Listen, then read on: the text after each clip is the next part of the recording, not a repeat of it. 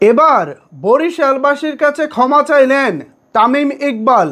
আজকে বরিশালে বিপিএলের ট্রফি উদযাপন অনুষ্ঠানে ঘটে গেছে অনাকাঙ্ক্ষিত ঘটনা। সেই ঘটনার জন্য বরিশালবাসীর কাছে দুঃখ প্রকাশ করেছেন তামিম ইকবাল। এ ব্যাপারে তামিম ইকবাল আজকে তিনি তার ফেসবুকে দিয়েছেন একটি ভিডিও বার্তা। চলেন তামিম ইকবালের সেই ভিডিও বার্তাটি দেখে আসি, এরপর এ বিষয়ে বিস্তারিত আলোচনা করব। আসসালামু সবাইকে। আমরা আজকে বরিশালে আসছিলাম, যেটা আমরা লাস্ট 2 দিন আগে ঘোষণা দিয়েছিলাম যে আমরা 9 তারিখে বরিশালে আসব। আমাদের অনেক প্ল্যান ছিল, আমরা এই কারণেই পুরো টিম নিয়ে বরিশালে এসেছিলাম যে আপনাদের সবার সাথে দেখা হবে, আমরা কিছু কথা বলবো, প্রত্যেকটা প্লেয়ার কিছু না কিছু কথা বলবে আর আপনাদের সবার সাথে টাইম স্পেন্ড করবে। বাট আনফরচুনেটলি আমাদের ওখানে স্টেজে খুবই খুবই কম সময় থাকতে আমরা পেরেছি, বিকজ আমার লাইফে I have to tell you this, আমার লাইফে আমি এতগুলা মানুষ একসাথে দেখি নাই। আমার কাছে মনে হয় খুব কিছু না হলেও 1.5 থেকে 2 লক্ষ মানুষ আপনারা ছিলেন আমাদেরকে দেখার জন্য।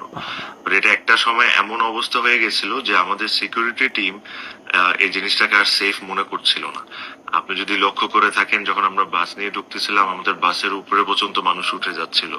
তো আমাদের সিকিউরিটি টিম থেকে একদম স্ট্রিক্টলি অ্যাডভাইস করা হয়েছিল যেটা আসলে সেফ না, বিকজ স্টেজে যখন আমরা উঠি ওখানে প্রচন্ড পরিমাণ মানুষজন ছিল, সবাই স্টেজে উপরে উঠে যাচ্ছিল। তো প্লেয়ারদের সেফটির কথা চিন্তা করে একটা সময় আমাদেরকে বলা হচ্ছিল যে বাসটা ঘুরে চলে যায়, বাট এতগুলা মানুষ আপনারা এত কষ্ট করে ওখানে ছিলেন, এই জিনিসটা আমরা করতে পারতাম না। তারপর আমরা যেভাবে হোক বাস থেকে নেমেছি, সবাই আপনাদের সাথে হাই হ্যালো করেছে, ট্রফিও আমরা আপনাদের সাথে শেয়ার করেছি।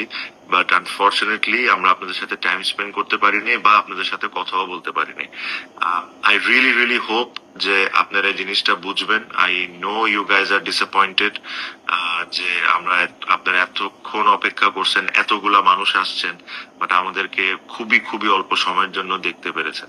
বাট আশা করি আপনারা আমাদের কথাটা একটু চিন্তা করবেন যে একটা সিকিউরিটি সমস্যা ছিল, যদি ওখানে কোনো প্লেয়ার পড়ে যেত বা ওখানে কোনো প্লেয়ার ব্যথা পেয়ে যেত তখন জিনিসটা খুব বাজে হইতো।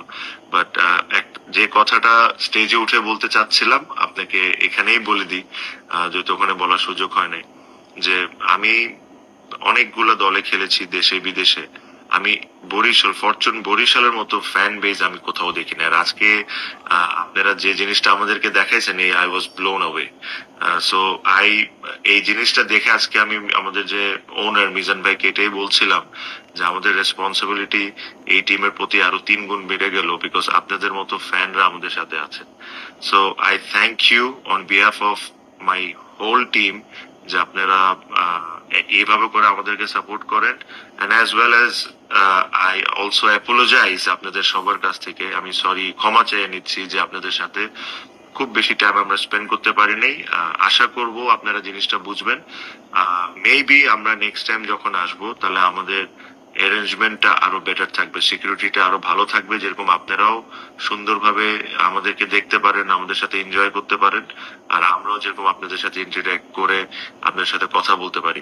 দেখেন, কেউ কিন্তু ন্যাশনাল টিমের কালকে ফিটনেস টেস্ট আছে, সব প্লেয়ার এসেছে জাস্ট বিকজ দে অল, আমরা সবাই ফিল করি যে আপনারা আমাদেরকে কতটুকু ওন করেন।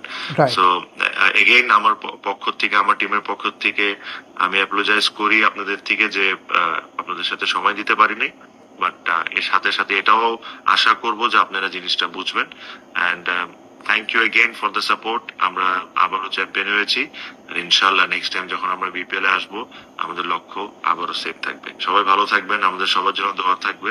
And thank you for everything. দারুণ দারুণ দারুণ দারুণ বলেছেন তামিম ইকবাল ভাই, দারুণ। তামিম ইকবাল ভাইয়ের এই কথা শোনার পর আমার আর এখানে নতুন করে আসলে বলার কিছু নাই। এখন এ বিষয়ে আমি আপনাদের মূল্যবান মতামত জানতে চাই নিচের কমেন্ট বক্সে। জানিয়ে ফেলুন আপনার মতামত। ধন্যবাদ সবাইকে এতক্ষণ আমার সাথে থাকার জন্য।